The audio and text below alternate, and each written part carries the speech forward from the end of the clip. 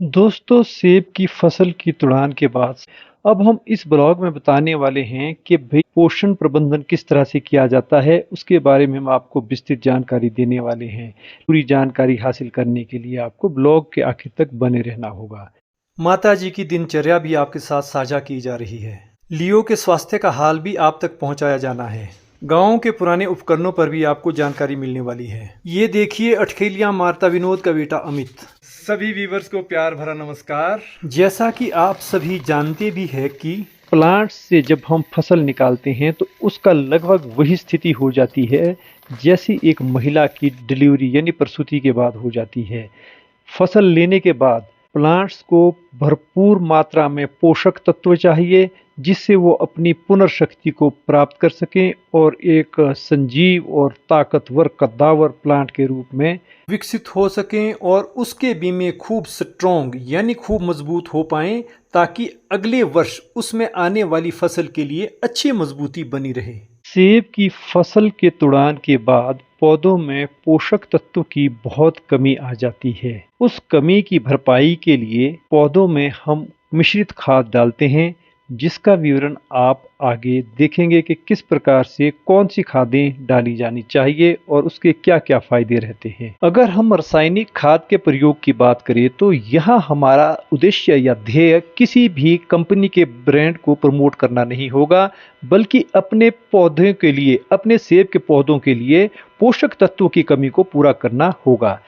अब हमने इस बार जिस खाद का प्रयोग किया उसे कैल्शियम नाइट्रेट कहते हैं, जिसमें नाइट्रोजन की मात्रा 14.5%, कैल्शियम की मात्रा 17% और 0.2% बोरन की मात्रा थी।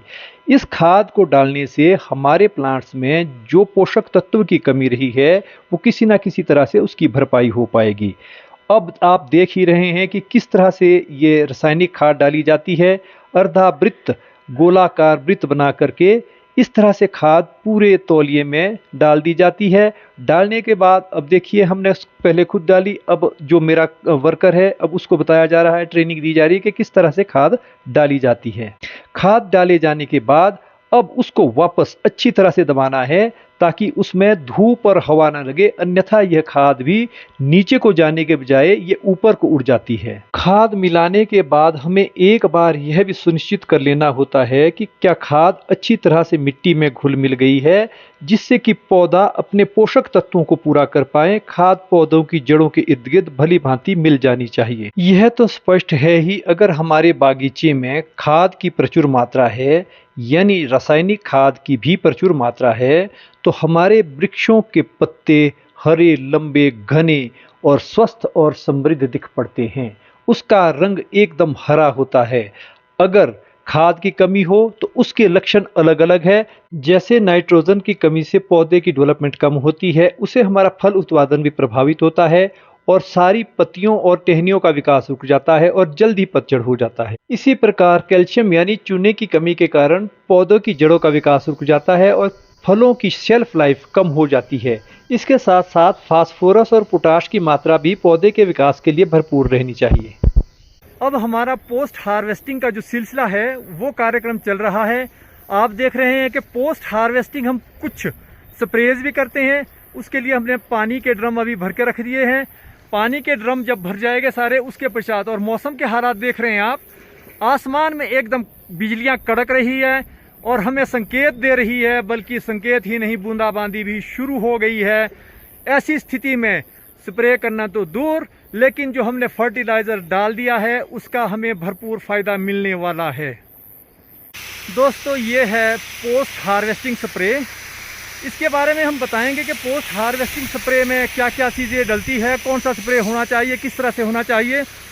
क्योंकि अब बागवान पत्तियों को बचाने के लिए हर संभव प्रयास करते हैं कि भाई कौन कौन से स्प्रे किए जाए, कॉपर स्प्रे किया जाए, बड बिल्डर किया जाए, किस किस तरह के स्प्रे किए जाएंगे वो हम आपको डिटेल में बताने वाले हैं। एप्पल हार्वेस्टिंग के बाद अगर 15 दिन के भीतर कॉपर यानी ब्लाइटॉक्स का स्प्रे कर दिया जाए तो वो बहुत ही लाभप्रद रहता है। इससे तुड़ान के दौरान जो बीमे टूटते हैं या पत्तियां झड़ती है उनके घाव को पूरा करने के लिए कॉपर बहुत ही लाभदायक सिद्ध होता है, बहुत ही हेल्पफुल होता है। अगर हम इसका कॉपर का स्प्रे नहीं करते हैं तो इसके लक्षण हमें जुलाई मास के आखिर तक दिखाई देने लगते हैं। इसके क्या लक्षण है, जैसे टहनियों के अगले पत्तों पर भूरे रंग के दाग पड़ जाते हैं तथा काले पीले होने के बाद पत्ते मुड़कर प्याले की शक्ल के बन जाते हैं।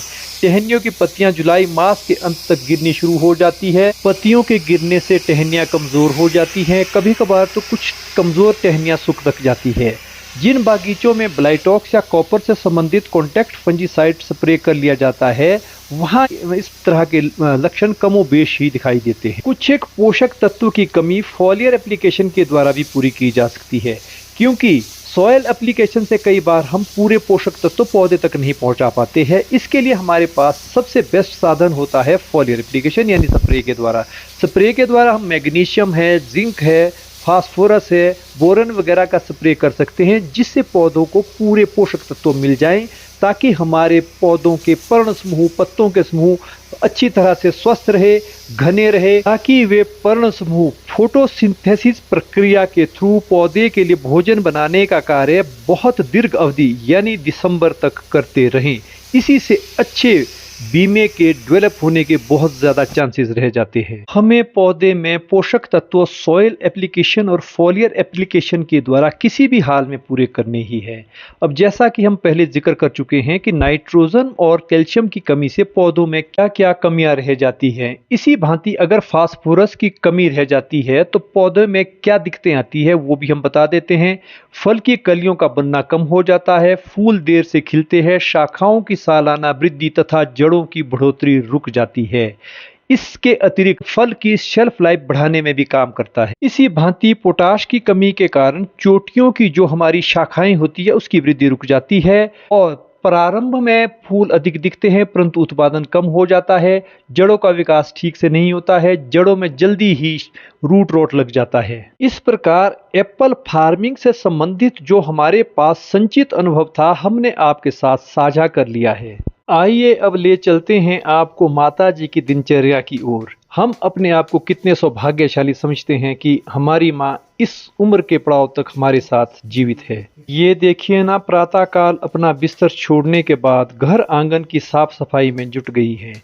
इन्हें न किसी भूख की चिंता है, न प्यास की चिंता है। चिंता है तो अपने बच्चों के लिए किस तरह से वो अपने जीवन को लगा सकती है। देखो ना दोस्तों, माँ तो आखिर माँ ही होती है, जो निष्काम होकर, निस्वार्थ होकर अपना पूरा जीवन अपनी संतान के लिए निछावर कर लेती है। दोस्तों, वैसे तो माँ पर बहुत सारा साहित्य रचा गया है, लेकिन मेरे मन में जो ख्याल आ रहा है वो मैं आप तक संप्रेषित करना चाहता हूँ। दिन की रोशनी खेतों को संवारने में गुजर गई, रात की नींद बच्चों को सुलाने में गुजर गई।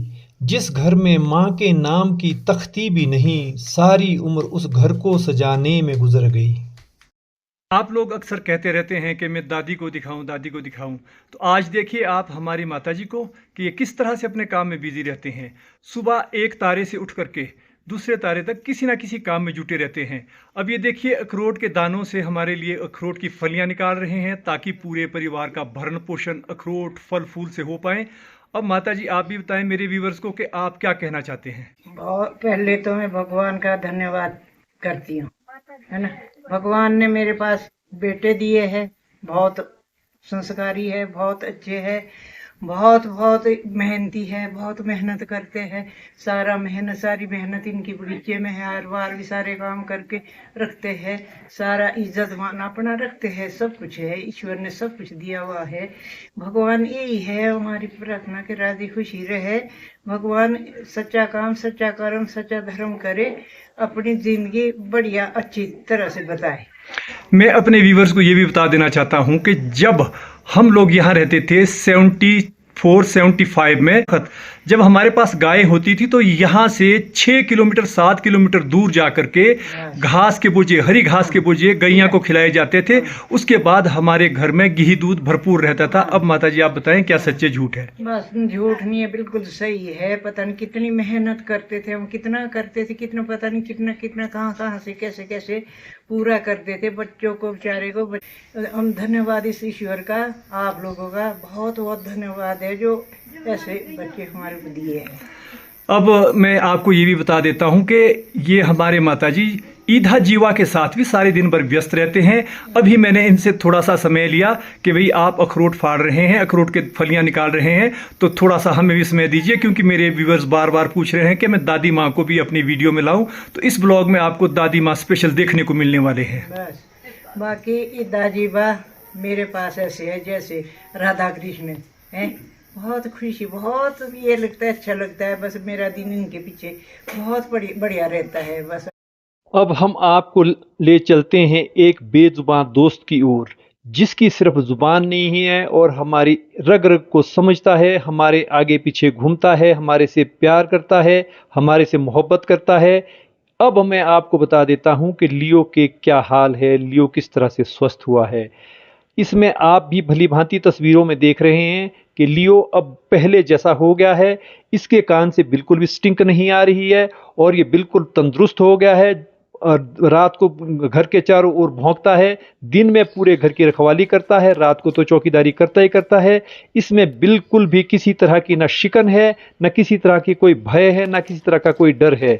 मेरा लियो एक बार फिर से अपनी लाइफ में वापस आ गया है। अब आप देखेंगे कि लियो किस तरह से एक छोटे से पप्पी के साथ अठखेलियां करता है। ये देखिए बेजुबान प्राणी भी आपस में किस तरह से मिलजुल करके प्रेम प्यार से अपना वक्त गुजर बसर कर रहे हैं। लियो अब पूरी तरह से स्वस्थ हो चुका है, इसका जख्म पूरी तरह से हील अप हो चुका है। अब लियो मस्त होकर एक शेर की भांति घूमता रहता है। मुझे उम्मीद है कि लियो के स्वस्थ होने पर आप सभी को बहुत खुशी हुई होगी। अब आपको पुराने ज़माने की कुछ वस्तुएं दिखाई जा रही है जो आज के वक्त में देखने को कहीं भी नहीं मिलती है। ये तुम्बाकार बर्तन हिंदी भाषा में गोल बोतल लौकी के नाम से जाना जाता है, जबकि इसको स्थानीय बोली में तुम्बा कहते हैं। पुराने समय में जब धन कमाना बहुत ही बड़ी चुनौती होती थी, तो यहाँ के स्थानीय जमींदार इस तरह के बर्तना आकार घड़ों को इकट्ठा करके उसमें अपने लिए खाद्य सामग्री संजो करके रखते थे। ये तुम्बा पुराने समय में पानी और लस्सी को रखने के लिए तैयार किया जाता था। इसके अंदर के सारे बीज हटा करके इसमें काफ़ी दिनों तक पानी रख लिया जाता था। जब इसकी सारी कड़वाहट पानी खींच लेता था, तो उसके पश्चात इसको पीने के पानी के लिए और लस्सी के रखने के लिए प्रयोग में लाया जाता रहा है। आप ये जो उपकरण देख रहे हैं, ये भी पुराने समय से ही जुड़ा है। ये हल बैल जोत का एक हिस्सा है, जिसको स्थानीय बोली में शमाई कहते हैं। अब ये शमाई, हल और बैल भी खत्म ही हो गए हैं, क्योंकि आधुनिकता ने इसका स्थान ले लिया है। प्राचीनता की ओर अभी तक कोई नहीं जा रहा है। अब ब्लॉग के आखिर में देखिए हमारे कामगार विनोद का बेटा अमित, ये किस तरह से मस्त रहता है। ये सारे घर को अपना घर ही समझता है, बिल्कुल भी अपने को इस घर से अलग नहीं समझता है। हमारे परिवेश में बिखरी विभिन्न विधाओं को समेटता यह ब्लॉग आपको कैसा लगा? अगर आपको ब्लॉग अच्छा लगा हो तो वीडियो को लाइक करना और चैनल को भी सब्सक्राइब कर लेना। संपर्क और संवाद को जिंदा रखने के लिए ब्लॉग के अंदर दिए गए कंटेंट पर भी कमेंट कर लेना। अगले व्लॉग में आपसे मुलाकात होने वाली है। तब तक स्वस्थ रहिए, मस्त रहिए। जय हिंद।